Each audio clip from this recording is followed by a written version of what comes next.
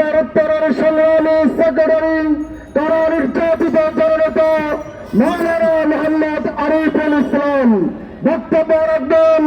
মৌলানা মোহাম্মদ আরিফুল ইসলাম।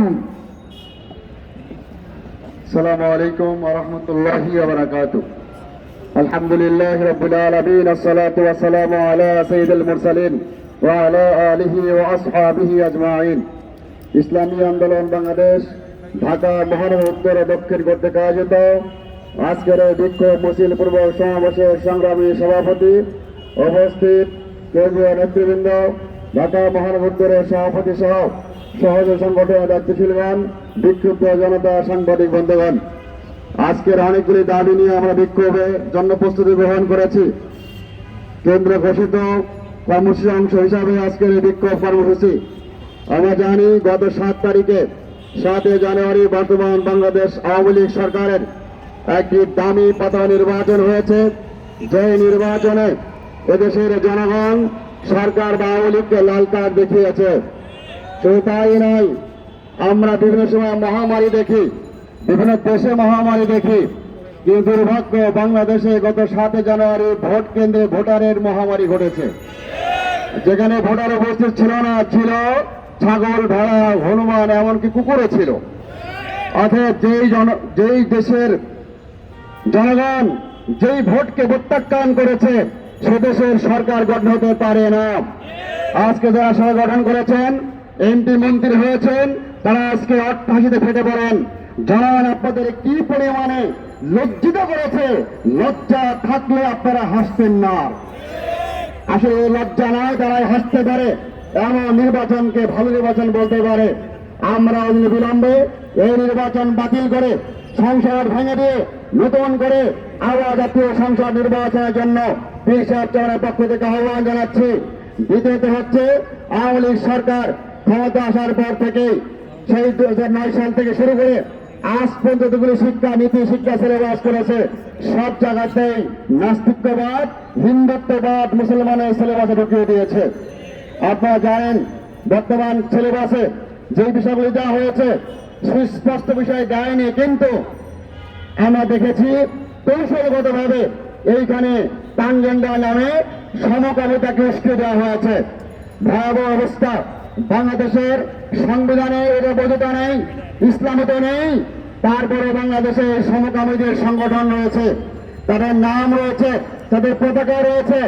এমনকি এই সমকামীদের জন্য তারা নিজস্ব অ্যাপস তৈরি করেছেন। সেই অ্যাপসের মাধ্যমে তারা যে এলাকায় যাবে, যেখানে যাবে, সেখান থেকে অ্যাপসের মাধ্যমে খোঁজ নেয় তাদের কেউ সঙ্গী সাথী আছে কিনা। এর মাধ্যমে তারা এই সমস্ত মোকাবিলা লিপ্ত হয়ে যায়। এই বিষয়টাকে এতদিন গোপন ছিল, বর্তমান সরকারের এই সিলেবাসের মাধ্যমে এটাকে সারা জাতির মধ্যে, বিশেষত কোমলমতি ছাত্রছাত্রীদের মধ্যে ছড়িয়ে দেওয়ার একটা পায়দা চালাচ্ছে।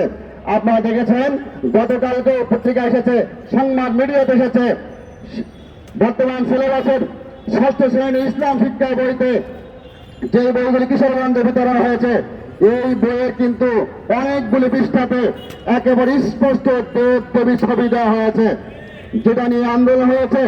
আমরা আগেও বলেছি, এখনো বলছি, একটি জাতিকে ধ্বংস করতে হলে শিক্ষা ব্যবস্থা ধ্বংস করতে হয়। আওয়ামী লীগ সরকার 2009 সাল থেকে আজ পর্যন্ত মুসলিম জাতিকে ধ্বংস করার জন্য, অন্যদের এজেন্ডা বাস্তবায়ন করার জন্য এই শিক্ষা খাতকে ধ্বংস করার পায়তারা করে যাচ্ছে। আমরা স্পষ্ট বলতে চাই, পীর সাহেব চরমনায় যে আহ্বান জানিয়েছে, এই আহ্বানে সাড়া দিয়ে নতুন করে আবার শিক্ষাকরণ এবং শিক্ষা সিলেবাস বাস্তবায়ন করুন।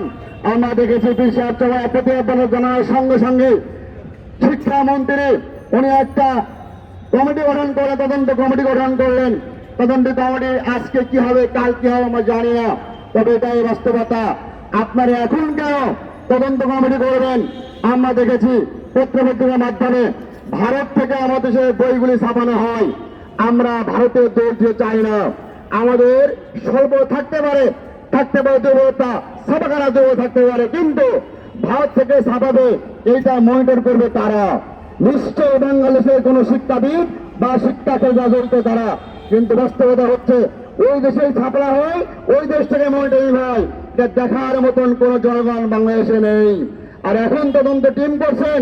এই তদন্ত টিম ভুয়া তদন্ত টিম, মার খাবার থেকে বাঁচার জন্য ভুয়া তদন্ত টিম করেছেন। অতএব জনগণ বুঝতে পেরেছে, আর শিক্ষক নেমেছে, ছাত্র নেমেছে, অভিভাবক নেমেছে, জনগণ নেমেছে স্থায়ী।